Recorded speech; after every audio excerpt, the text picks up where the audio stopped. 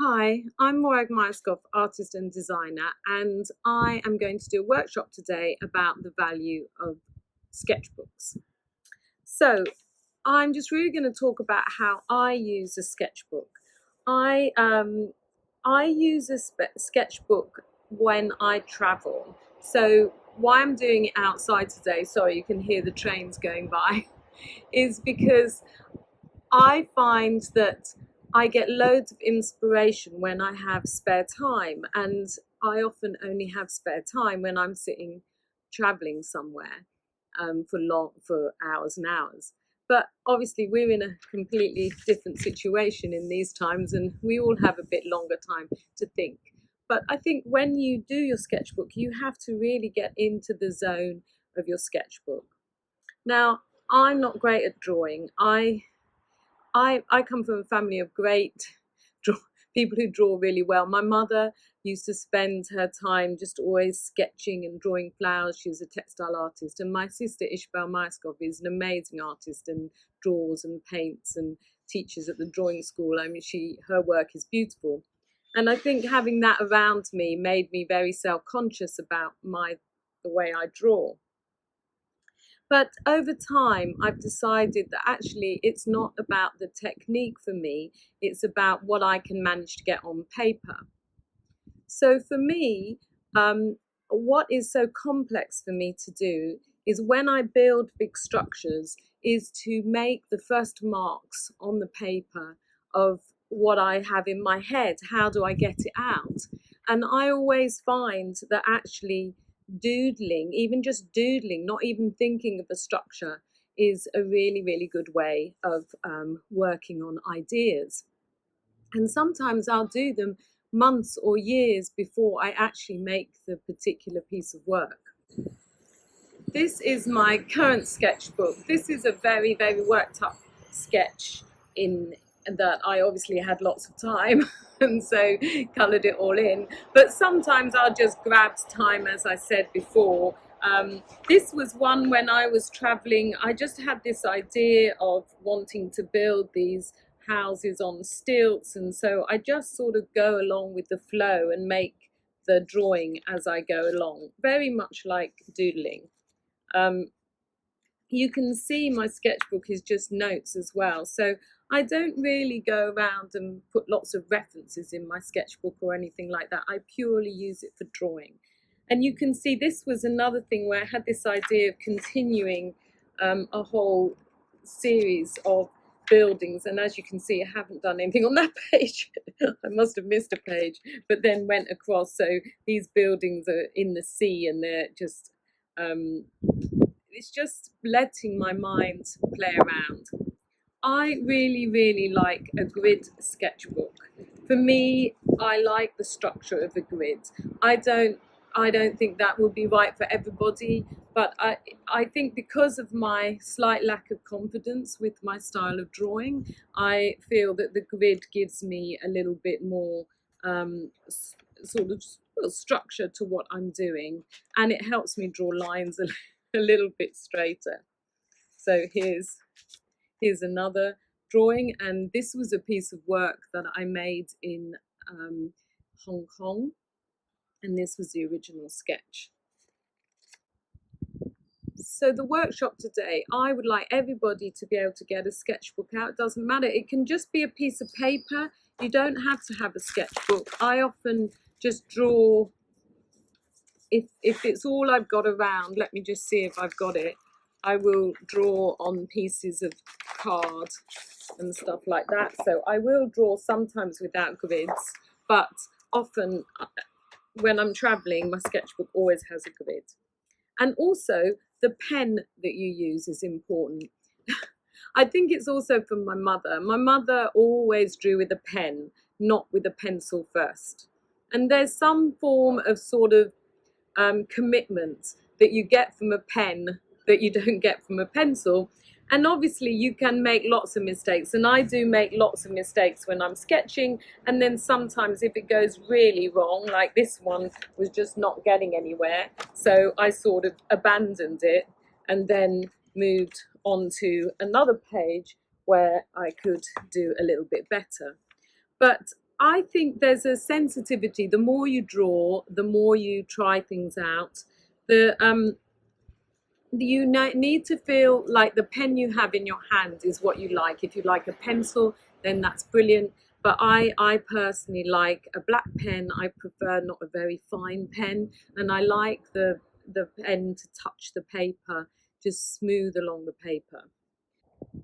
Each assignment takes about 20 minutes, and I'm going to show you um, the three assignments with them slightly speeded up because I don't want you to sit and watch me for 20 minutes. So as I said, getting your pen and just start wherever you like. Some people start in the corner. I quite like the middle because I like growing out from the middle, but wherever you want to go. Assignment number 1, drawing with a black pen only. Just put the pen on the paper and get going. Let one line lead to another. Just move around the paper, look at the paper, look at the space. Just let your mind travel with your pen while you're drawing and see how you go. This assignment will take about 20 minutes. This is a speeded up version. If you make mistakes, don't worry. You can see I just made one there, and just keep going and see where it takes you.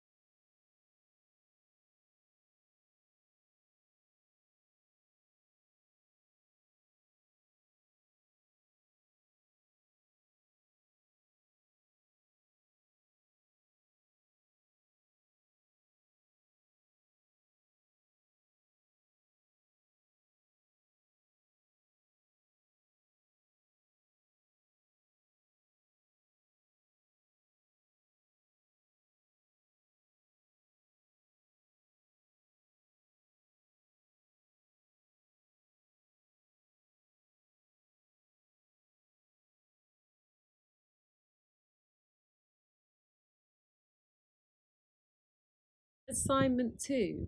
Assignment 2 is drawing a pattern, whatever you like to draw, and using some colour. So the way I often introduce colour is either with felt tips, or I sometimes use stickers. I've collected stickers over years and years, and I use them in my community workshops. And I also make stickers. I print them on just normal sticker paper that you can put through the printer, and then I start by doing a pattern or a drawing using stickers. So that's your second assignment. Each assignment takes about 20 minutes. Assignment number 2 is drawing with the pen and being assisted by stickers or coloured pens. So basically adding colour and different shapes to your drawing, and see again where it takes you. There's no formula, and there's no right and there's no wrong. It is just really free form. Just see where your mind goes. In this one, I decided I wanted to add words to it. I'm not sure why, but it just made me think I did. And so I just went along with where my head was going.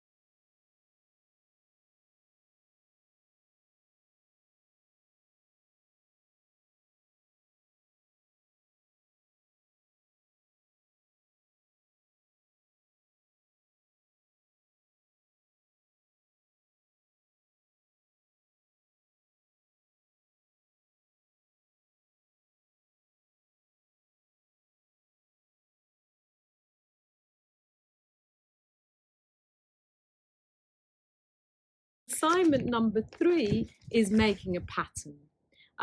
When you do a pattern, it's interesting because sometimes you can just do a small part of a pattern. Because patterns are often repeated, you can then just take that pattern. You can either redraw it in the computer or re-look at it and draw it again, and then tessellate it and change it, and then you make a pattern. So the assignment we're going to do is just do the first part of the pattern. That would take between 20 and 30 minutes to do. Assignment number 3 is making a pattern. This can be more structured, but actually at this stage you don't have to be very structured. Just again, put down on paper just where you'd like to go in the space on the page. And then actually sometimes when you do more irregular patterns at this stage, when you translate them into tessellations or repeats, they become a lot more interesting. It's better to not have preconceived thoughts about your pattern if you can, because obviously if you're a child, children don't know the history of pattern making or anything, so they just go for it and just make these incredible patterns. And when you're older, you think too mathematically and you control yourself. So try to let those sort of conditioning disappear, which is not easy, but you can do it over a period of times, different ways of doing it, and try and sort of loosen up and just play with the space, play with the shapes. And then if you have time afterwards, this assignment took me about 30 minutes to do. So if you have time afterwards, and if you have a computer, you could scan it and then redraw it and tessellate it and make it into a repeated pattern. Anyway, have fun, play around, experiment. This is what your sketchbook is all about. It's about your safe place.